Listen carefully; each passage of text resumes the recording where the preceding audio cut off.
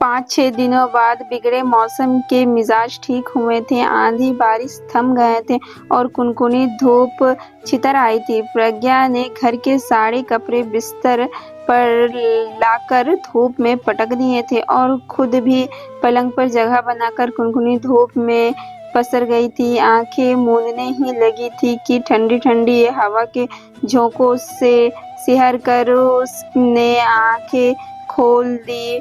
Tip tip बूंदें बरसती देख उसके होश उड़ गए। वह बदहवास सी दोनों हाथों से कपड़े समेटने लगी। एक फुहार एकाएक बौछार में बदल गई थी। उसके हौसले पस्त हो गए। तभी एक सुदर्शन नवयुवक जाने कहाँ से प्रकट हो गया। दोनों बगलों में उसने एक एक गद्दा दबाया, हाथों में तकिया। 2 चक्करों में ही प्रज्ञा सब सामान सहित अंदर पहुंच गई थी। बौछार अब मूसलाधार में बदल गई थी। प्रज्ञा ने राहत की सांस लेते हुए उस अजनबी का धन्यवाद देने के लिए गर्दन घुमाई। तब तक वह सीढ़ियां चढ़कर फिर से ऊपर अपने फ्लैट में पहुंच चुका था।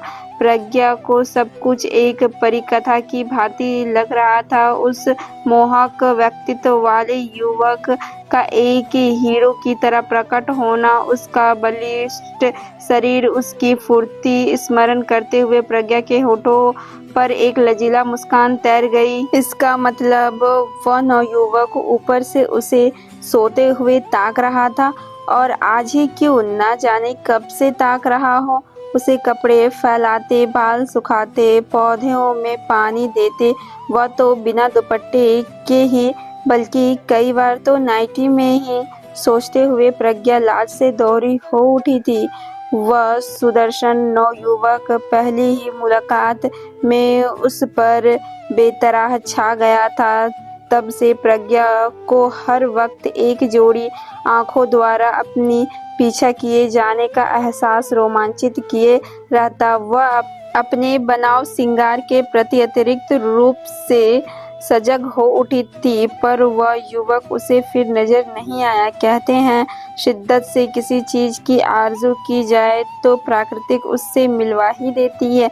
अपनी साथी डॉक्टर नेहा से मिलने प्रज्ञा उसके फ्लैट पर पहुंची, पर वहां ताला लगा देख बेहद निराश हो उठी। लौटने में कंपाउंड से निकलते समय उसे ऐसा लगा कि उसके पास से गुजरने वाले युवक को उसने कहीं देखा है।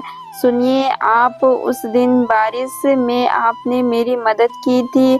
ओह हाँ, आप यहाँ क्या कर रही हैं? मेरी सहेली डॉक्टर नेहा यहाँ रहती है, उससे मिलने आई थी, पर ताला लगा है। गलती मेरी है, मुझे इतनी दूर आने से पहले उसे फोन कर लेना चाहिए था। प्रज्ञा के चेहरे पर परेशानी उभर आई थी। तो आप मेरे यहाँ चलिए, आप यहाँ रहते हैं? आप तो मेरे ऊपर वाले। प्रज्ञा आश्चर्यचकित थी। अरे नहीं, आपको कोई गलतफहमी हो गई है। वहाँ तो मेरी दीदी रहती है, अब तो उनका भी तबादला हो गया है, घर खाली करने वाली है। उस दिन मैं उन्हीं से मिलने आया हुआ था, बालकनी में बैठा था कि बारिश शुरू हो गई। नीचे आपको बदहवास देखा तो मदद करने के लिए चला आया था। ओह, प्रज्ञा समझ गई थी वह भी कितनी बेवकूफ है। क्या क्या समझ कर क्या ख्वाब संजोने लगी थी। आइए चलते हैं, आपको नीता से मिलवाता हूँ। ना, नीता कौन? मेरी पत्नी। प्रज्ञा के बचे खुचे सपने भी बिखर गए थे। वह भारी कदमों से अरुण के संग हो चली थी। बात करते, परिचय जुटाते हुए घर पहुंच गई। नीता से मिलकर उसका मूड ठीक होने लगा था। वह बहुत बतक्कर और बिंदास थी। दोनों एडवोकेट पति पत्नी में अच्छी अंडरस्टैंडिंग थी। चाय के साथ साथ उसने पकौड़े भी बना डाले। मेरा आजकल चटपटी चीजें खाने का बहुत मन करता है। इस अवस्था में ऐसा स्वाभाविक है। प्रज्ञा ने उसकी गर्भावस्था को देख करके कहा, तो तुम्हें पता चल गया है? हाँ, मैं पीजी गायनिक से कर रही हूँ। ओह, फिर तो दाई से क्या पेट छिपाना। नीता ने अपनी सेहत, स्वाद, रख रखाव संबंधी 50 सवाल प्रज्ञा से कर डाले और प्रज्ञा ने बहुत इत्मीनान से उसकी सारी जिज्ञासाएं शांत की। अरुण मंद मंद मुस्कुराते वार्तालाप में बिना हस्तक्षेप किए पकौड़ों का मजा उठाता रहा। प्रज्ञा, इससे तगड़ी फीस वसूल लेना, सच बहुत सुकून मिल रहा है।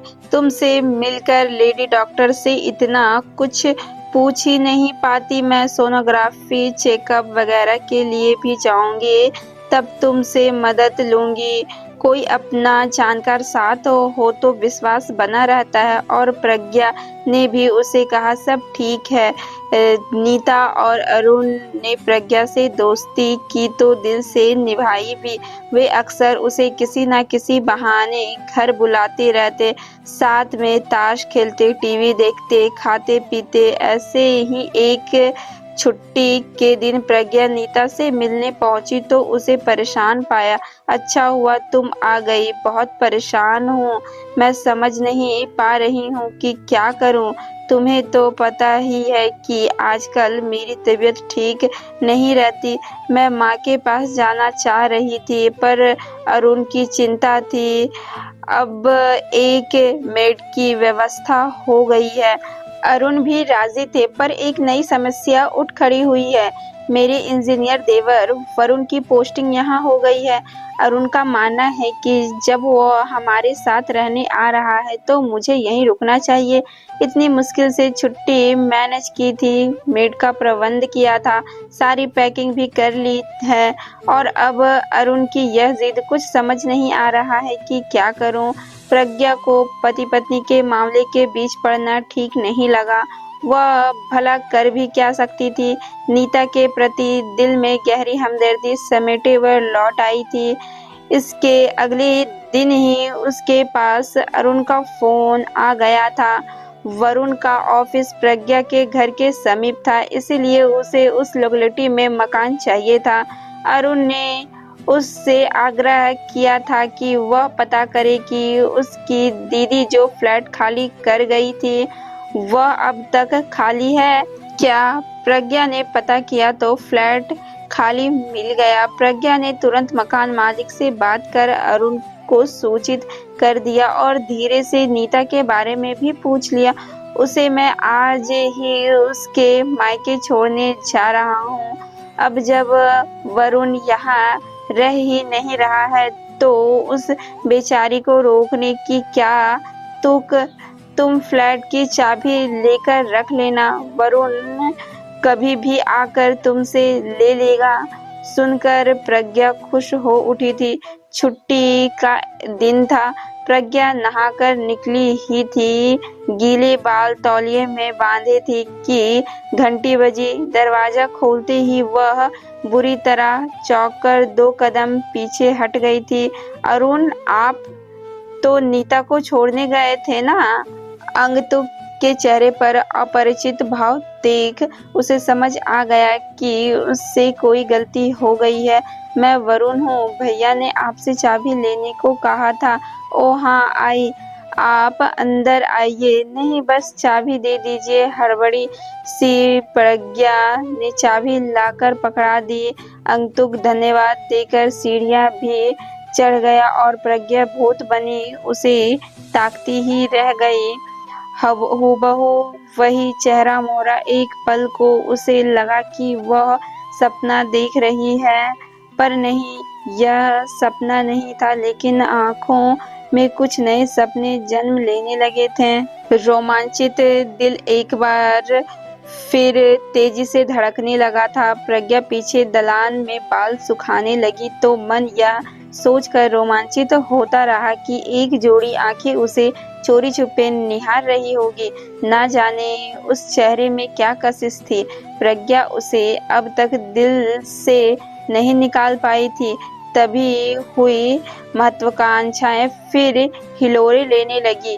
प्रज्ञा ने फटाफट चाय नाश्ता तैयार किया और वरुण को बुलाने चल दी। आभार प्रकट करते हुए वरुण ने प्रज्ञा के साथ चाय नाश्ता लिया। भैया भाभी आपकी तारीफों के पुल ऐसे ही नहीं बांधते। वाकई आपका स्वभाव बहुत अच्छा है। जब तक वरुण पूरी तरह व्यवस्थित नहीं हो गया, प्रज्ञा ने स्वेच्छा से उसके खाने पीने की जिम्मेदारी अपने सर ले ली और उम्मीदों के ख्यालों में यह पागल मन अपनी ही कल्पनाओं की उड़ान देख रहा था। वरुण सामने भी आ जाता तो मुंह से बोल फूटने से पहले चेहरा खिल उठता। प्रज्ञा जानने को ललाई थी कि चाहत के जिस रंग में उसे सिर से पांव तक डुबो रखा है, उसने वरुण पर भी कुछ असर किया है या नहीं। पर कैसे? शीघ्र ही उसे जवाब मिल गया। जिंदगी में कुछ प्रश्नों के जवाब जितनी देरी से मिले उतना ही अच्छा होता है। असमंजस की ढलान निराशा के गत से ज्यादा सुकूनदायक होती है। प्रज्ञा उस दिन बाहर धूप में कपड़े फैला रही थी। एक जोड़ी आंखों द्वारा पीछा किए जाने के एहसास हमेशा की तरह तन मन को रोमांचित किए हुए था। उसे लगा कि ऊपर से उसे देखकर कोई फुर्ती से अंदर चला गया है। कुतूहल से उसने नजरें ऊपर उठाई तो जी धक से रह गया। वहां कोई नहीं था, पर तार पर सूखते लेडीज कपड़े देखकर उसके सीने में सूल चुभने लगे। लहूलुहान दिल को संभालते वह अंदर भागी। 2 गिलास ठंडा पानी पिया, तब कहीं जाकर उखड़ी सांसें संभाली और दिमाग कुछ सोचने विचारने की स्थिति में आया। हो सकता है कि कोई रिश्तेदार वगैरह मिलने आए हों। अवश्य ऐसा ही होगा। वह भी जाने क्या क्या सोच लेती है। प्रज्ञा तैयार होकर अस्पताल निकल गई, पर मूड सारे दिन उखड़ा ही रहा। कभी मरीजों के सवाल पर चिल्ला उठती तो कभी नर्स को डांटने लगती। बार बार मन हो रहा था कि सीधे वरुण के सामने पहुंच जाएं और उससे साफ साफ बात कर लें, लेकिन क्या बात? सारे ख्याली पुलाव तो वही पकाती आ रही थी। वरुण ने तो कभी कुछ कहा ही नहीं। ऊहापोह में घिरी प्रज्ञा शाम को घर लौटी तो बाहर में ही वरुण को एक स्मार्ट सी लड़की के साथ देखकर चौंक उठी। उसे देखते ही एक पल को दोनों ठिठक कर थोड़ी दूर दूर हो गए। फिर वरुण ने ही पहल की, यह चैताली है, मेरी ही कंपनी में इंजीनियर है। हम दोनों यहाँ लिविंग में रह रहे हैं। अभी घर वाले को इस बारे में बताया नहीं है, इसीलिए भैया भाभी के साथ न रहकर मैं यहाँ शिफ्ट हो गया था। ओह, कुछ समय बाद उपयुक्त अवसर देख कर घर वालों को बता दूंगा। तब तक आप प्लीज मेरे ओर से आप निश्चित रहिए। मुझे किसी के फटे में टांग अड़ाने की शौक नहीं है। ना चाहते हुए भी प्रज्ञा का स्वर तीखा और भारी हो उठा था। वह तीर की तरह अपने घर में घुसी और बिस्तर पर जाकर गिर पड़ी और रुलाई का दबा हुआ शोध सारे बांध तोड़ पूरी अवज्ञा से बह निकला। घंटों वह बेसुध रोती रही। अंधेरा घिर आया तो उसने उठकर बत्ती जलाई, मुंह धोया, कॉफी बनाई और बिस्तर पर आकर बैठ गई। कितने साथी डॉक्टर उससे रिश्ता जोड़ने के लिए ललायित है, वही पागल है जो इस चेहरे की कशिश में इस तरह उलझ गई है कि निकल ही नहीं पा रही है। पहले अरुण में अटकी सच्चाई जान लेने के बाद भी शायद यह उस चेहरे को ही बार बार देखने की आकर्षण था कि वह नीता से मिलने के बहाने बार बार वहां आती जाती रही। फिर वही चेहरा वरुण के रूप में सामने आया तो वह वहां अटक गई। पर अब बस, अब वह यहाँ नहीं रहेगी। उसे इस सब से दूर जाना होगा, वरना वह पागल हो जाएगी। यहाँ समय ने प्रज्ञा का साथ दिया। उसकी पोस्टिंग दूसरी जगह हुई तो प्रज्ञा ने शिफ्ट होने में जरा भी देर न लगाई। मोह और आकर्षण के इस जाल से जितनी जल्दी निकल सके अच्छा है। अरुण, नीता, वरुण, चैताली सभी ने भरे मन से उसे विदा किया। प्रज्ञा ने अल्पसंख्या में ही अपनी सहृदयता और सरल विचार से सभी के दिलों में एक विशेष जगह बना ली थी। नई जगह, नया काम और नए दोस्तों में प्रज्ञा को सब कुछ भुलाने में बहुत मदद की। वह जितनी सब कुछ भूलने का प्रयास करती, वरुण और नीता के फोन कॉल्स उसे उतना ही सब फिर से याद दिलाते रहते। सभी अक्सर उससे शिकायत करते कि वह उन्हें बिल्कुल भूल गई है, कभी आगे से फोन नहीं करती प्रज्ञा बेचारी। फिर एक दिन प्रज्ञा को 2 कार्ड और 2 फोन कॉल आए। वरुण और चैताली की शादी हो रही थी और नीता ने एक प्यारी सी गुड़िया को जन्म दिया था। उसका जन्म उत्सव था। नीता के पास उसकी सास भी आई हुई थी। उन्होंने भी प्रज्ञा से बात की और दोनों अवसरों पर मौजूद रहने के लिए प्रज्ञा से बहुत अनुरोध किया। प्रज्ञा के पास इनकार की कोई वजह नहीं थी। उसने सभी के लिए सुंदर उपहार खरीदे और उसी तिथि पर पहुंच गई। इतने समय बाद सभी को देखकर मिलकर वो बहुत प्रसन्न हुई। वरुण की माँ तो उसका एहसान मानते नहीं थक रही थी। दोनों बेटा बहू तुम्हारी बहुत तारीफ करते हैं। तुमने इन लोगों की बहुत मदद की है, बहुत ख्याल रखा। तुम हमेशा खुश रहो, तुम्हारी हर मुराद पूरी हो। हेलो, जैसा सुना था उससे बढ़कर पाया। माई सेल्फ डॉक्टर तरुण। माजी के पीछे से निकलते हुए एक सुदर्शन नवयुवक ने प्रज्ञा की ओर हाथ बढ़ाया तो प्रज्ञा चित्रलिखित सी खड़ी रह गई। सकल सूरत का इतना समय उसे लगा कि वह एक बार फिर चक्कर खाकर गिर पड़ेगी। नहीं, अब वह नियति के किसी भी झांसे में आने वाली नहीं। हाथ मिलाए बिना ही वह मुड़ने को हुई तो माया जी ने आगे बढ़कर परिचित करवाने की बागडोर संभाली। यह वरुण और उसका छोटा भाई तरुण डॉक्टर है। आपके और भी कोई बेटा है या बस प्रज्ञा मानो नीति के इस खेल से उकता सी गई थी और उसमें और सहने की शक्ति शेष नहीं रही थी। बेटे तो बस यह 3 ही हैं। क्यों? माँ थोड़ी हैरान परेशान थी। नहीं, ऐसे ही पूछ रही थी। अपने व्यवहार पर शर्मिंदा होते हुए प्रज्ञा चेहरे पर मुस्कुराहट ले आई। एक परिचित मरीज प्रज्ञा का अभिवादन कर उसे अपने भाई से मिलाने लगी। यह है डॉक्टर प्रज्ञा। मैं तो उम्मीद खो चुकी थी, पर इन्होंने मेरा इलाज जारी रखा और इनके श्रद्ध प्रयासों से ही मैं माँ बन पाई हूँ।